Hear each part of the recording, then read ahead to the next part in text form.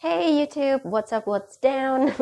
This is Maria dan welcome to my channel. Kapan hari itu ada yang nanya nih, Kak Maria, udah 1 tahun nih setelah Kak Maria nulis pakai tangan kiri. Gimana Kak, masih bisa apa enggak? Pertanyaannya menarik sekali, jadi hari ini pun aku juga penasaran nih, karena kan nulis kita pakai tangan kanan ya, karena tangan dominannya kan itu, dan aku juga rasanya jarang banget, bahkan mungkin nggak pernah ya, nyoba nulis pakai tangan kiri. Jadi aku juga penasaran. Jadi hari ini mari kita menulis pakai tangan kiri. Masih bisa nggak?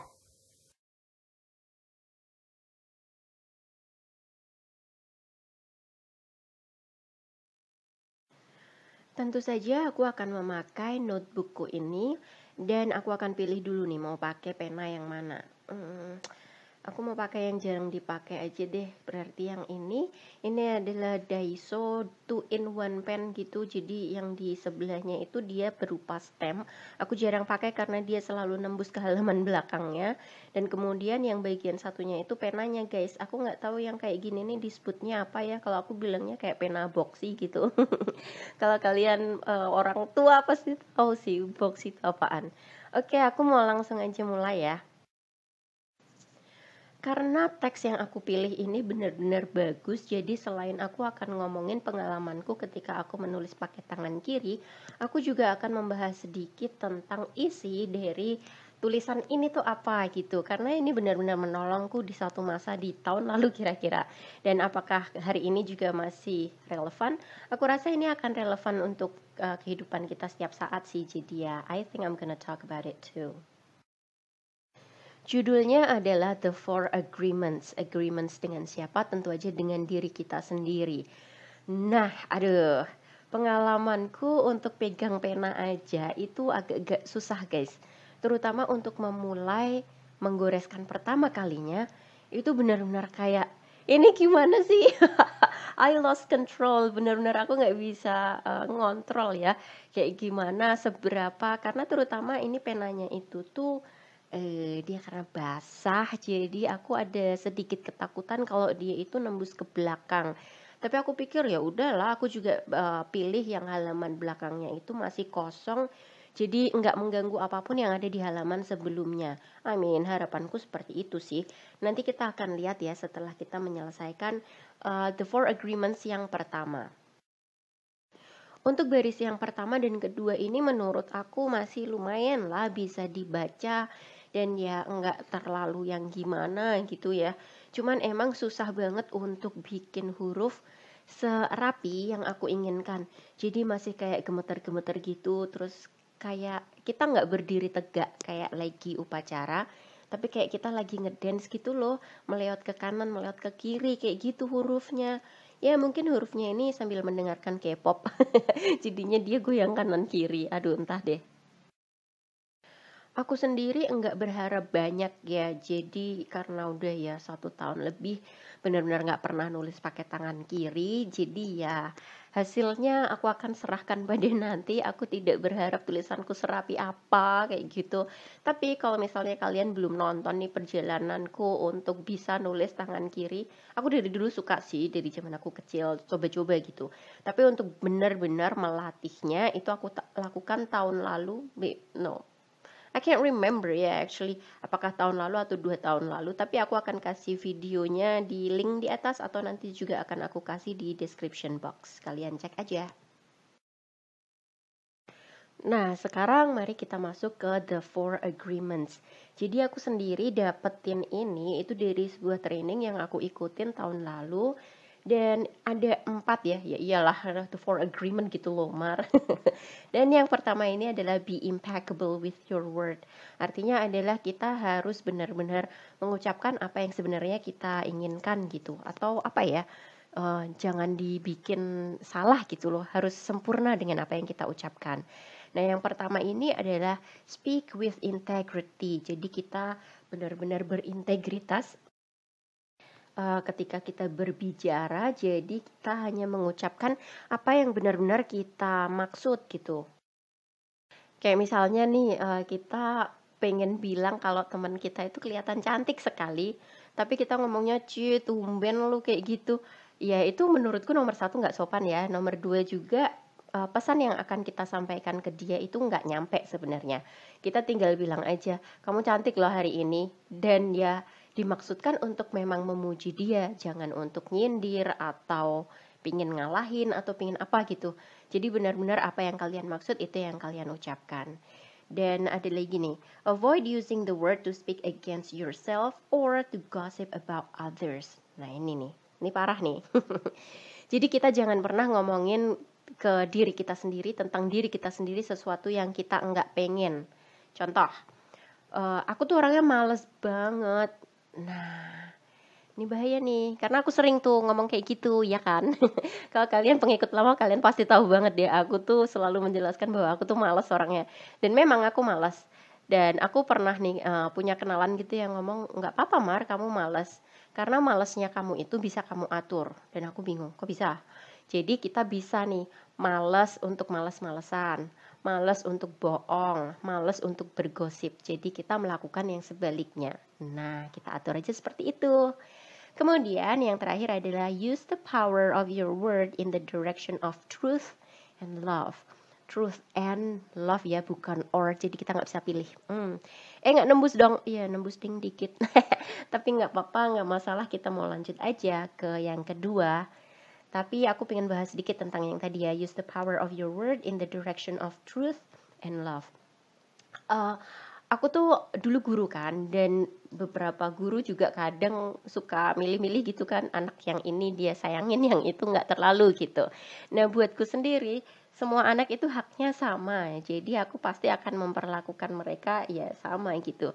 Dan aku akan bilang kelebihan mereka, karena aku menyayangi mereka apa adanya, meskipun mungkin ya namanya anak kecil ya, dan bukan anak kita juga. Pasti ada 1-2 hal yang bikin kita jengkel, but I still love them. Dan aku selalu pingin mereka tahu mereka itu bernilai. Misalnya mereka mungkin nakal banget nih, nggak bisa diatur misalnya gitu, tapi ternyata matematikanya mereka tuh pinter, ya udah aku pasti akan puji itu. Kamu pinter deh matematika, siapa yang ngajarin, kayak gitu-gitu. Dan terus menumbuhkan keinginan mereka untuk mengasah kemampuannya itu. Nah kalian juga harus seperti itu ke diri kalian sendiri juga. Karena kalau kalian menghargai diri kalian sendiri, kalian juga bakalan gampang menghargai orang lain. Lanjut nih, yang kedua, don't take anything personally. Artinya mungkin kira-kira ya jangan tersinggungan, jangan geeran gitu kali ya. Nothing others do is because of you. Bener sih, kadang kita mikir, si itu kayak gini jangan-jangan karena aku bla bla bla gitu ya. Sebenarnya guys, our inner talk atau yang kita ucapkan tentang diri kita sendiri itu yang ngaruh banget. Kayak misalnya nih contohnya, mungkin orang tua kalian baru pulang kerja gitu, terus ya kebetulan aja kali ya keadaan rumah masih berantakan, makanan ternyata ya ada yang gosong, ada yang mungkin keasinan gitu. Dan itu kalian yang nyiapin. Dan orang tua kalian tuh marah-marah misalnya gitu. Ya sebenarnya kemudian apa yang kita ucapkan tentang kita itu yang ngaruh banget. Kalian mungkin bisa mikir ya, aduh mama marah nih gara-gara aku nih, ya ampun aku on banget sih masak nggak becus, bentar aku mau nyamil dulu, aku lapar guys. Nyamil tapi makannya kacang atum ya, aduh. Nah terus sebenarnya yang kita ucapkan tentang diri kita sendiri itu yang bikin parah. Kayak misalnya gini, berarti aku tuh emang anak yang nggak berguna, aku tuh nggak ada manfaatnya ada di dunia ini. Nah sebenarnya itu yang bikin parah gitu. Padahal mungkin orang tua kita di kantor tadi juga habis dimarahin bosnya, atau mungkin nggak nutup target atau apalah ya, aku nggak ngerti. Dan itu tuh ternyata diproyeksikan ke kita, itu bisa aja terjadi. Nah ini ada kaitannya dengan yang kemudian nih. What others say and do is a projection of their own reality, their own dreams. Kadang itu juga berpengaruh ke kita, padahal kita nggak ada kaitannya. Itu sebabnya ya jangan GR gitu, dan jangan gampang tersinggungan. Kecuali emang ya orang lain ngomongin sesuatu yang specifically tentang kita ya. Nanti kita akan bahas di poin yang ketiga, jadi bukan yang di kedua ini. Untuk yang kedua ini lebih kayak jangan GR-an lah gitu. Poin terakhir di agreement kedua ini adalah when you are immune to the opinions and actions of others, you won't be the victim of needless suffering. Jadi benar ya, kayak misalnya kalau kita nggak ngedengerin opini orang lain, Kayak misalnya kita dikatain apa gitu, dan kita enggak terpengaruh, maka ya kita enggak bakalan merasa sengsara gitu loh. Maksudnya tuh kayak gitu. Contohnya aja ini kan aku lagi nulis pakai tangan kiri ya. Mungkin hasilnya juga nggak sesuai ekspektasinya aku, atau mungkin ada orang lain yang mikir, apa sih kayak gini doang, jelek juga, nggak bagus banget kayak gitu. Nah, kalau aku mendengarkan itu dan aku tersinggung atau I took it personally, mungkin aku bakalan nggak bikin konten kayak gini lagi, mungkin aku akan berhenti. Tapi kalau aku tetap berusaha untuk melakukan yang terbaik yang bisa aku lakukan dan tidak membandingkan diriku dengan orang lain, atau mereka mau ngapain ya udahlah terserah gitu, yang penting aku tahu progresku seperti apa, maka ya aku bakalan bahagia-bahagia aja. Aku tidak terpengaruh sama omongan dan kegiatan atau apapun yang dilakukan sama orang lain yang dimaksudkan untukku. Sampai di sini ini tanganku sudah mulai ke setengah ke bawah bagian bukunya ya. Dan karena bukunya ini udah lumayan sering dipakai, jadi dia yang bagian kiri itu tuh dia lebih tinggi guys daripada yang sebelah kanan. Otomatis aku agak susah karena kayak ganjel gitu loh rasanya, dan tangannya itu kayak harus lebih tinggi kan. Jarinya harus lebih tinggi daripada bagian tangan yang aku pakai untuk apa ya, sebagai tumpuan gitu, jadi agak-agak susah. Tapi aku akan terus berusaha karena aku pengennya ini nanti semuanya satu halaman ini muat satu aja. Dan nah kan bener. Tuh lihat, don't make assumptions. Terus aku lupa dong nggak kasih space satu. Oh man, ya udahlah ya. Sebelum aku lanjut lagi, aku mau minta maaf dulu nih. Mungkin videonya sedikit lebih panjang daripada videoku biasanya. Tapi ini adalah karena buatku aku nggak pingin cuman nulis pakai tangan kiri doang untuk ngecek apakah aku masih bisa nulis atau enggak. Tapi kebetulan teks yang aku pakai ini tuh bagus ya untuk disebarluaskan gitu. Jadi aku juga pingin nggak cuman aku doang yang tahu, atau mungkin beberapa teman yang udah share ini juga sama aku. Ya aku pingin lebih banyak lagi orang yang bisa dijangkau dengan cara aku membahasnya dikit-dikit juga. Kita masuk ke agreement yang ketiga ini ya, don't make assumptions. Jangan berasumsi. Nah ini nih yang kadang bikin kita suka apa ya, misunderstanding gitu ya. Kita jadi salah sangka sama orang atau disalah sangkai. Jadi yang pertama adalah find the courage to ask questions and to express what you really want. Kadang kita tuh mau nanya aja tuh takut gitu ya, mungkin karena kita pernah di masa lalu kita tanya terus dihardik gitu ya, diem bisa nggak sih, atau kayak gitu aja ditanyain, dan itu bikin kita jadi kayak apa ya, takut ya untuk bertanya. Padahal bertanya itu ya nggak apa-apa kan, nanya doang gitu kan, jawabannya bisa iya bisa enggak, jadi ya nanya aja. Gampangnya gini, misalnya nih kita pingin makan makanan A gitu ya, dan tentu aja kita punya preference sendiri ya, punya sesuatu kesukaan yang mungkin beda sama orang lain. Nah kalau kita nggak nanya nih, kita ya dikasih apa mau-mau aja gitu, mungkin kita bakalan mikir, ya padahal aku pinginnya yang itu, ya aku padahal pinginnya diginiin. Padahal kalian bisa nanya dulu, ini bisa nggak sih dibikin kayak gini. Misalnya nih aku punya teman yang nggak suka banget makan daun bawang. Nah kalau dia nggak nanya, misalnya nih mau makan mie ayam pasti ada daun bawangnya kan. Ternyata dia nggak nanya dan dapat daun bawang, kan tersiksa ya kan sepanjang makan. Ada daun bawangnya, aku nggak suka. Jadi ya nanya aja, bisa nggak pakai daun bawang. Nah kalian pasti akan mendapatkan sesuatu sesuai dengan sesuai dengan apa yang kalian inginkan. Ayolah, mari lapar kayaknya nih.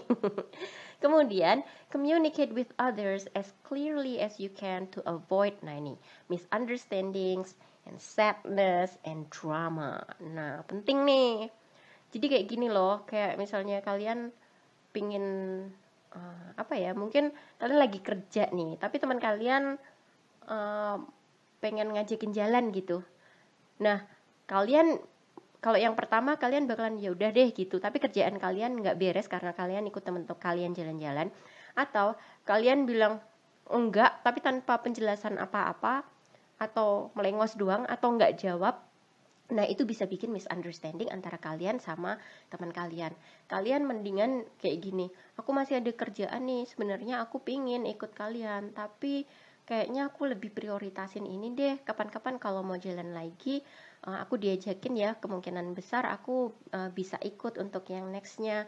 Kalau kamu ngomongin aku jauh-jauh hari, mungkin aku bisa alokasiin waktu untuk jalan sama kalian kayak gitu. Nah kalau misalnya mereka nggak mau, nggak suka atau tersinggung sama itu, ya itu urusan mereka ya. Yang penting kita udah ngomong, mengkomunikasikan keinginan kita dengan jelas.